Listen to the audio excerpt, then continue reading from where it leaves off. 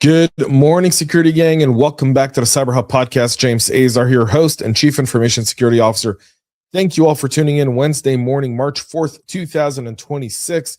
We've got a very, very busy show today, folks, and Kinetic continues to meet Cyber, and Cyber continues to meet Kinetic in every sense of the world as Operation Epic Fury or Roaring Lion continues in the Middle East, and with it, consequences that are impacting many of you that are tuning in today in crisis mode as well. So we'll get into that and so much more on today's show, including LexisNexis confirming a data breach after stolen files were leaked online. Iranian linked strikes are highlighting the physical vulnerabilities. Pro-Russian actors back in Iran align hackers. We knew this was going to come. CISA flagging an actively exploited VMware remote code execution. Researchers warning quantum decryption may be closer than we expected. All that and more as we dive right in. Now, before we do that, if you haven't subscribed to the show, what are you waiting for?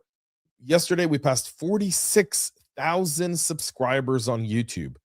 Thank you to every single one of you. Thank you so much for finding value and following our program and subscribing. Make sure you turn on the bell when you subscribe, like right there on the right-hand side of your screen on the bottom.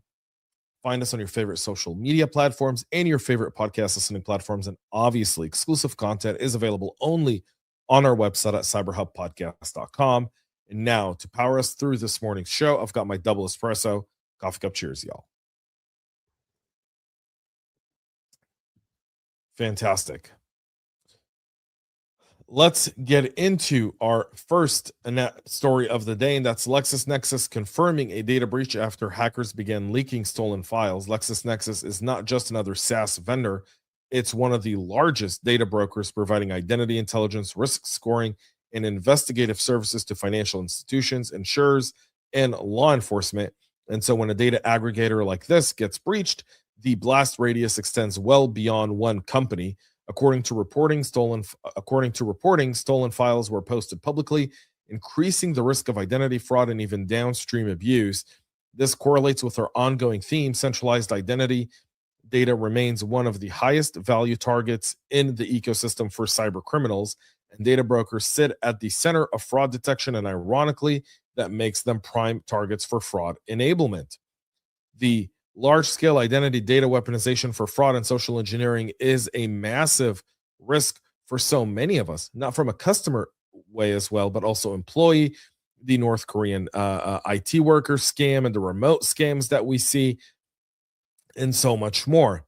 So how do we begin mitigating threats like these ones, right? Because at the end of the day, as kind of stuff kind of falls through, we have to deal with the mitigation aspect of it. And so there's a few different ways to go about it. You could look at data exposure monitoring tied to your third parties, but that's really, really reactive. To be more proactive, there's the idea of external attack surface management, looking at your vendors. But again, you're rarely going to see something that they're not seeing in their environment unless they're being derelict. I know the security team at LexisNexis. That's not a derelict crew in any sense of the word. I can vouch for it. When my years as a CISO in the financial markets, I can tell you LexisNexis Cyber is a state-of-the-art program. So when you look at this, it's simply, again, the basic blocking not being done, with the threat actor saying that on February 24th, they gained access to the company's AWS infrastructure by exploiting a React-to-Shell vulnerability, which was an unpatched app. And then they stole information from there. And then a lot of it was, depreciated data from prior to 2020. So the question then becomes, why are you holding data for that long? And what's the reason for it? The actor behind this one, called Fulcrum Sec, claims that they stole information related to more than 100 users with a .gov email address, including U.S. government employees, federal judges, and law clerks, as well as U.S. Department of Justice attorneys and U.S. SEC staff. Now, you can see here that they've got a bunch of correspondence and some database records and so much more. Now, is that information still relevant? That remains to be seen. I mean, again, we've talked about LexisNexis before on the show, so I'm not going to bore you with the details. You can always go back and check it. And now with AI, you go to YouTube and it'll pull that episode right up for you and give everything we've ever talked about LexisNexis into over 1,900 pieces of content that's available on our YouTube channel, even more. I don't know how many pieces of content do we have on our YouTube channel. I'll tell you right now. Let me pull this up. Here we go. We've got 2,200 videos, over 2,200 videos on our YouTube channel, just to kind of give you a little bit of insight into what's really there. 2,200 videos. So go to YouTube, look it up on our channel. You'll find it. All right. There's that. Let's get into Operation Epic Fury, or Roaring Lion. Epic Fury for the US, Roaring Lion for our friends in Israel. And here we go. All right. I've talked about this extensively on the show between Russia and Ukraine. Well, now we're seeing it actually being weaponized in Iran. The axis of evil knows no limit. Security Week's reporting that Iranian linked strikes targeted infrastructure tied to Amazon data centers, underscoring something we often look. Cloud resilience still depends on physical facilities. We've talked about cyber resilience extensively, but geopolitical escalation is now introducing physical infrastructure risk to hyperscalers like AWS. This is aligning with some of our previous reporting during the Ukraine-related disruptions, where data centers and power facilities were targeted directly or indirectly by the Russians.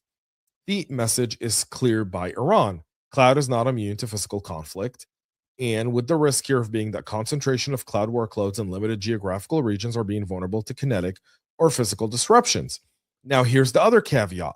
What if the place where you're operating from requires you to keep data in that country? So now all your data is relying on that data center. Now, is Amazon going to go get anti-drone to every single one of their data centers? Is that going to be a backdoor deal between, is Amazon, Google, Microsoft all going to get together, go to governments in these conflict zones and say, you've got to protect our data centers. You rely on them. Your economies rely on them. You've got to protect them. That could be another option. And you should have multi-region redundancy. That's one thing. But again, if you can't move the data from one region to the other because of local laws, then you're in a world of hurt. And again, this goes into the idea that some of these laws make sense on paper, but then in reality, you run into situations like this. And Iran is hitting everyone, even the countries that wanted to stay in the middle. Now, their foreign minister, who's their deputy foreign minister, because they're like, he was on an interview with CNN and like just spewing garbage. Like, we're not targeting our neighbors. You're hitting hotels in the Emirates. You're trying to hit the Burj Khalifa. You hit an Amazon data center. What does that have to do? Is it just because it's an American company? So did Iran really mean death to America? They mean death to America in every sense of the word, meaning anything. Are they going to hit a McDonald's next? Maybe a Burger King. I hear KFCs are really popular in the Emirates and Qatar as well. You're going to hit those and then say, well, those are American businesses. Are they? Or are they franchisees owned by local individuals who brought these businesses to their country? And hey, Iran, maybe if you ate a Big Mac, you'd loosen up a little bit. Or maybe if you let the women actually be free in Iran, you'd be busy chasing skirts. Sorry. Or enjoying time with the beautiful women that Iran has to offer, rather than trying to kill Israel and kill the US every Friday, chanting like a bunch of Neanderthals. But that's not it. We're also noting a surge in hacktivist activity aligned with Iran. Excuse me. And while direct state-sponsored operations appear comparatively restrained at this time, and that's simply because I believe that a lot of their cyber infrastructure from the IRGC was taken offline in the early strikes. They're not saying it, but we're working on a story. We have a lot of information that's being fed to us through several sources here, and over the next few days, I'll obviously be out of the studio kind of getting some of that, but we'll obviously be reporting on it over the weekend, I hope, about some of the cyber activities that really took place here before the operation kicked off, and then in the ensuing hours of the operation. This is a pattern we've seen, by the way, before. Plausible deniability through proxy group, but hacktivists create noise, disruption, and typical political messaging and kind of propaganda, so formal state operators can maintain strategic patience. But the correlation here is escalation management, right? Hacktivism provides signaling without crossing certain thresholds, although what thresholds are left to be crossed by Iran? They're targeting civilians in Israel, in Qatar, in the UAE, in Saudi Arabia, in Oman, in Kuwait. So they have no issue with blurring the kinetic line, but do they have an issue blurring the cyber line, or are their cyber capabilities depreciated at this point?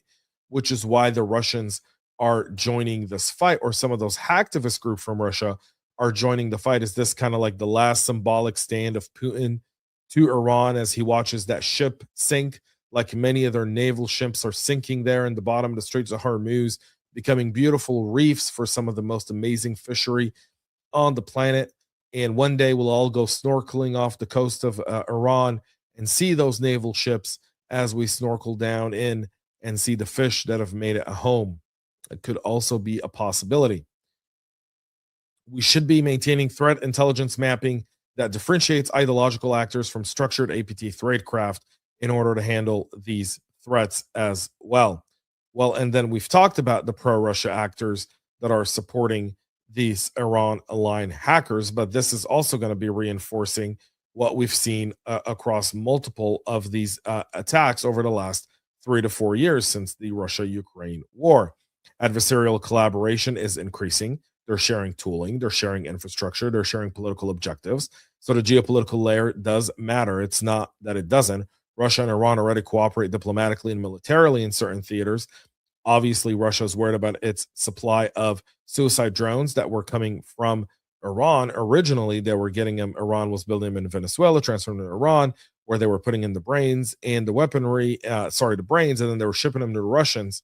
That kind of got stopped one with Venezuela. And now Russia is losing this source as well, which is going to obviously weaken Russia. And so Russia, in an effort to carry some favor with its ally, is now going to join this kind of playground there as well. So there's that to keep an eye on as well. We'll move to Western allies forming a 6G security group.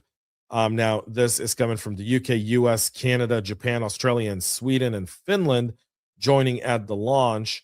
But why is Canada there? Who invited them? Anyways, Western allies are now forming a condition focused on securing 6G infrastructure. 5G was controversial due to supply chain risks and Huawei debates. 6G is being preemptively secure. This is a strategic long game security addressing telecom security before deployment. This connects directly to our previous reporting on telecom espionage and Chinese targeting of communication infrastructure. This is showing that the supply chain compromise embedded at the next generation network layer is being addressed at the start by these governments and these major players, and they're looking at enforcing secure by design procurement requirements for telecom vendors, as well as likely building everything in-house and not bringing anything from China for 6G. So China losing that business even as it is in its infancy.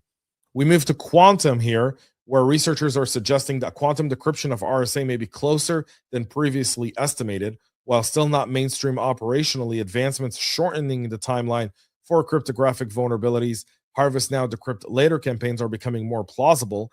Now, we've discussed post-quantum migration repeatedly on the show. This isn't a panic, but it is an acceleration mode. We should be looking at future decryption of currently captured encrypted data as a risk. More so, we need to get our platforms up to date to post-quantum, which is beginning phased migration planning towards post-quantum cryptographic standards. I moderate webinars for our friends at the Hacker News. And so Zscaler just did one that publishes, I believe, next week. Absolutely fantastic. You should go sign up and check it out. Zscaler definitely looking at quantum already and actually building viable solutions within their platform. So go and check that out. CISA adding the VMware Aria Operation RCE vulnerability as an actively exploited exploit and adding it to its KEV catalog. So you want to pay close attention to this. They've given federal agencies until March 24th to patch this specific vulnerability or else be in violation. Obviously, CISA yesterday having a new temporary interim CISA director with Nick Anderson there. trying to clean up some of the kind of crazy stuff that's been happening at CISA since Jen was left. And Senator Ron Wyden of Oregon continues to hold up the nomination there for the permanent director as part of whatever game he likes to play. I don't quite understand. All right, threat actors are abusing OAuth error flows to spread malware, but instead of traditional phishing links, attackers are manipulating authentication flows to trick users into granting access tokens. OAuth abuse has been increasing across Microsoft ecosystems. We've covered token abuse repeatedly, but identity is still the perimeter. The risk being token theft, enabling persistent access without password compromise. To mitigate this one, you should be implementing conditional access policies that limit token scope and lifespan for this specific risk. Now, if you use Telegram, like many people I know, you should pay close attention to this one, especially if you allow it in your business. Telegram is now being used as a channel for initial access and command and control coordination within corporate environments. Encrypted messaging platforms continue to serve as infrastructure for threat actors. This is mirroring earlier reporting about Discord and other platforms being abused for C2 traffic. The risk, again, being encrypted collaboration platforms masking attacker coordination in them. To mitigate this one, deploy network monitoring capable of identifying anomalous encrypted outbound traffic patterns that seem out of way. And finally, you know those annoying tire sensors on your car? I've got one of those in mine, right? Every once in a while, it just acts up, and then you go and you put air in your tire, but you don't really need to.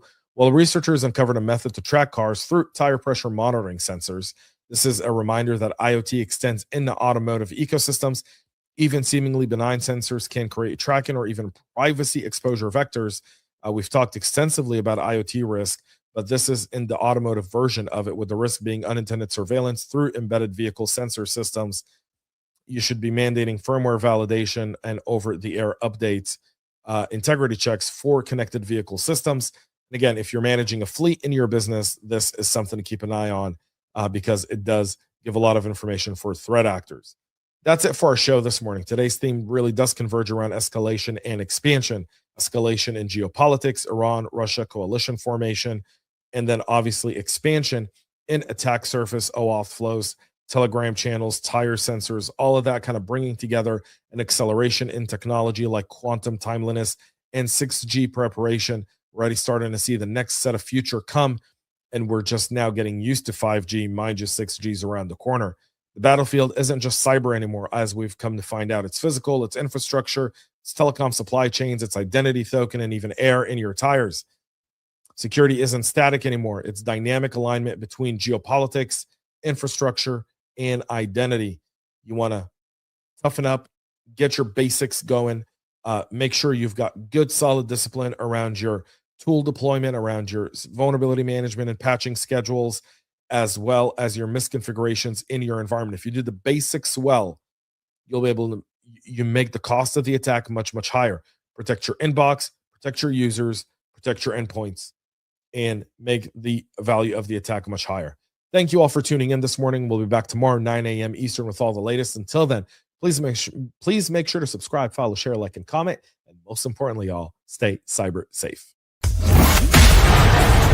We love feedback, so make sure to connect with us on social media and subscribe to our podcast on your favorite podcast listening platform.